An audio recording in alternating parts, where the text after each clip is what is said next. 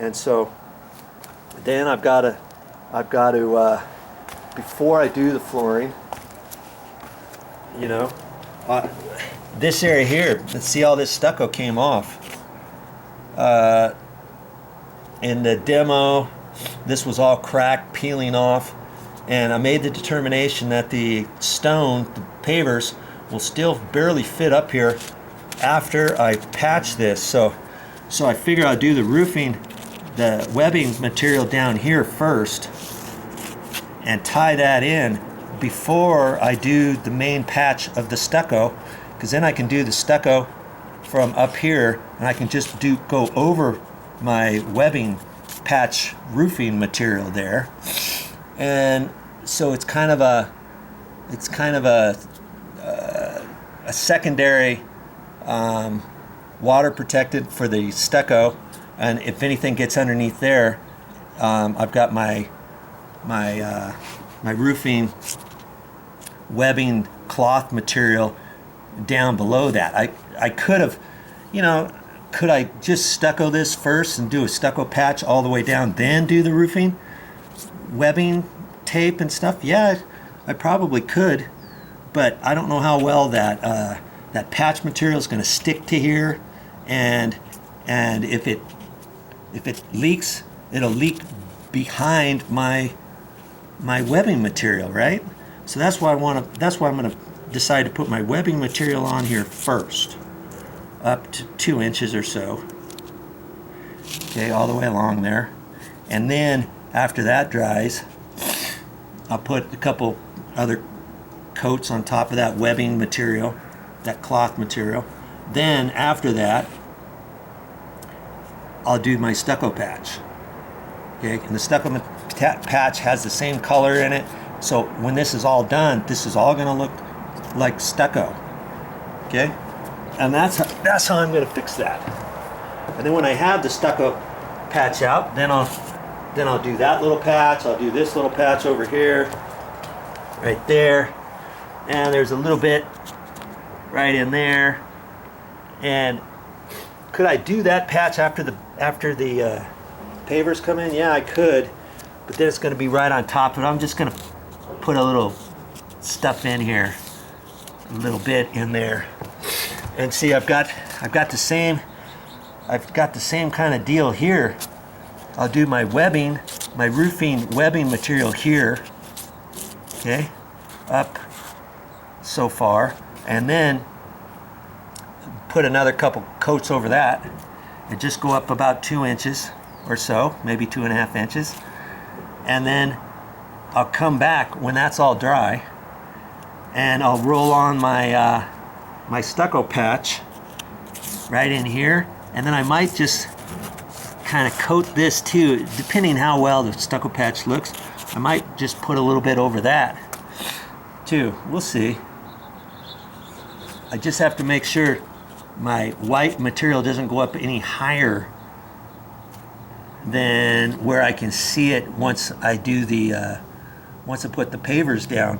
I don't want to see the white as I'm standing here on the nice deck. I say, oh yeah, there's the white where I patched, where Joe patched up against the wall. Yeah, didn't he do a great job? That looks like crap. I wouldn't have him do any work for me. So, you know, I got to think about that too. So I might just use the stucco coating over the roofing material on this whole side so it all looks nice and green all the way down to the floor. Okay, right there, as well as right over here. Okay, everywhere else, I'm going to have the white flooring material coming up here, and this whole under edge is going to be white, and I'll have caulking that's white on the uphill side, and so all the areas that have a notch like this where the stucco trim is, that's all going to be white, okay, when I get done. But I don't want it to be white, do I? All of those areas, the whole thing is white. Well, if you look where the tile is, you see a black line, right? Because you've got the black material here, you've got the black line there. You look over here, there's black under there. You look over there, there's black, right? Against the wall, black.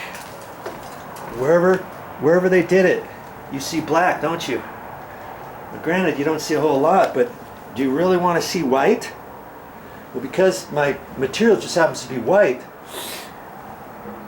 I'm like, okay, how am I going to fix that? Well, when I get all done, I've got some black caulking, and I'm going to put a little bit on there, and I only have to go down about a putty. This is 2 inches. I only have to go down that far. So I'm going to put it on, and I'm just going to trowel it off with this. I'm just going to do a skin of black caulking. I didn't know what else to do with that. That way, all of the edging under there, when the tiles are back down, you're going to see black underneath all of that. Isn't that going to look good? You gotta think about all different kinds of stuff when you're tying into existing conditions. You want to match existing conditions as best you can. And I went ahead and drilled holes, big holes in my metal flashing. Okay, that's for water seepage to go out. And I've got the same thing here. I drilled out extra holes. I got the same thing over here. Because look at the little holes that they had before. I mean, this is ridiculous. Okay, see these little holes? Okay, at first glance you'd think, okay, yeah, that's fine. Well, first off, the hole, this is supposed to be for all the water flowing off of this deck. Okay, underneath the tiles, this floor slopes down at an angle. So any water that gets in there goes underneath the tiles, and then it's supposed to come out of these weep holes. Well, these weep holes, here's the bottom of the floor, right about there. Okay, you see how high the weep hole is? The water has to build up against this edge at least a 1/4 inch before it comes out that weep hole. And then that gives you a chance for the water to back up underneath here and leak out some, you know, along the outside edge, the inside edge of the flashing or whatever.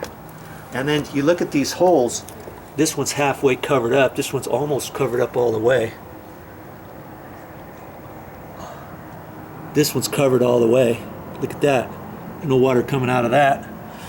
And 3/4 of the old holes along that edge were blocked. And then what the guys did is, after they installed this floor, they put sand on the joints, and that's what I'm going to do too. And that covers up all of the inconsistencies of the gaps and stuff. And you can see where the sand is held in some areas. You can see where the sand has actually gone down, and it just filtered underneath these tiles somewhere. I could really put more sand in here, couldn't I? And then sweep it in there. See that gap here? But then the next one, you don't see a gap because the sand's still in there.